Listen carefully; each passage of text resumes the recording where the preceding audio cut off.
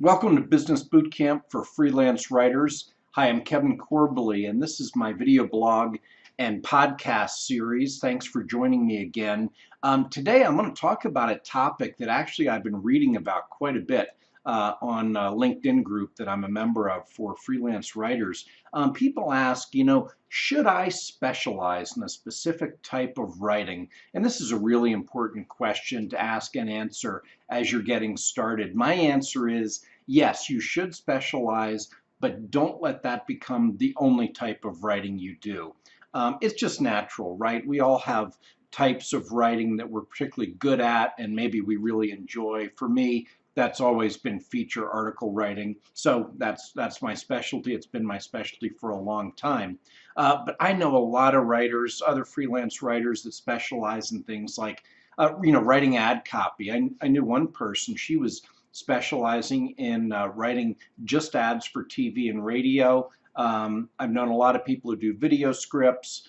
Web content, of course, is a big deal these days. And actually, when I lived in Washington, D.C., I knew several people that actually made a living just writing speeches, which, that's probably particular to a place like DC.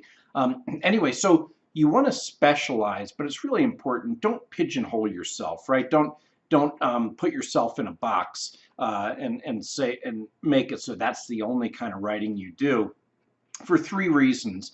First, you're going to get bored doing the same thing over and over again. This is what happened to me earlier, and I've written about this in blogs, that all I did was write feature articles for years. And guess what? Suddenly I hated writing feature articles. And the other thing is, the reason that you don't want to pigeonhole yourself is you might not find enough work in that particular specialty to make a living. So that's really important.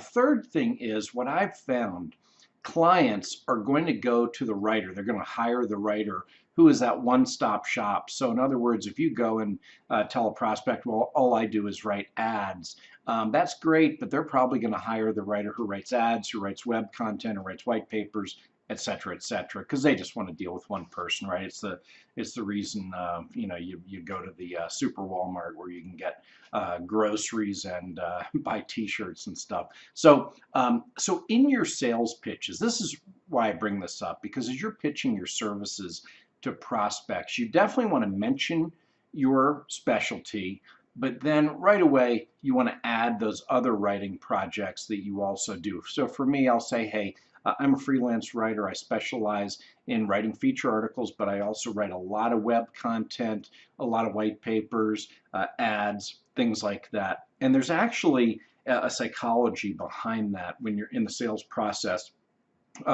You want to paint a picture in a prospect's mind, as vivid a picture as you can, of what you can do for them. That's why you want to mention what your specialty is, and then mention those other things that you also can do. Good example of that, here in where I live, the neighborhood where I live, we have a website. People advertise different services they offer. We have a lot of handymen, guys who can do odd jobs around your house. Some of them just say, hey, I'm a handyman, do odd jobs. But others, they're a little more clever. They'll say things like, hey, do you have a garage door that's stuck? Or do you have trim that needs to be painted? Or do you have chandeliers, high chandeliers where the light bulbs need to be changed? We all seem to have that in our houses in this neighborhood. So what they're doing is they're planting ideas. They're kind of jogging the memory of me, who in that case, the prospect. That's what you want to do too. So paint that vivid picture of what you're going to do as a writer for the client, because they might not know. If you just say, hey, I'm a freelance writer, they might not have any idea what you can do for them, what the whole scope of that might entail.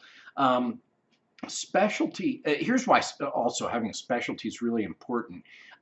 When you do get hired, it gets your foot in the door, and I love it when the first project I do for a new client is a feature article, because that's what I'm really good at. I know I'm going to do a good job, and when I impress them, that's what's going to lead them to hire me to do more work and possibly other types of writing. So your specialty kind of gets your foot in the door, and then you do other things. So, let me close by saying, if you really have only one specialty now, that's fine. One writing specialty is fine, but really work on expanding your repertoire of writing services as you move forward. It's going to help you get more work and be more successful. And if you're, kind of curious about what some of the most common types of writing projects are for freelance writers. I've written a couple of articles, a couple blog articles.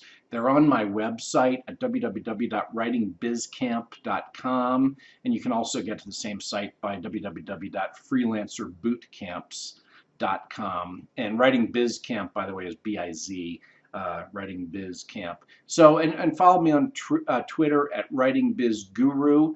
And definitely good luck with it. Read those articles and they'll come up, they'll help you come up with ideas on the types of writing services that you can really sell. Hey, thanks for joining me. Look forward to seeing you again next time.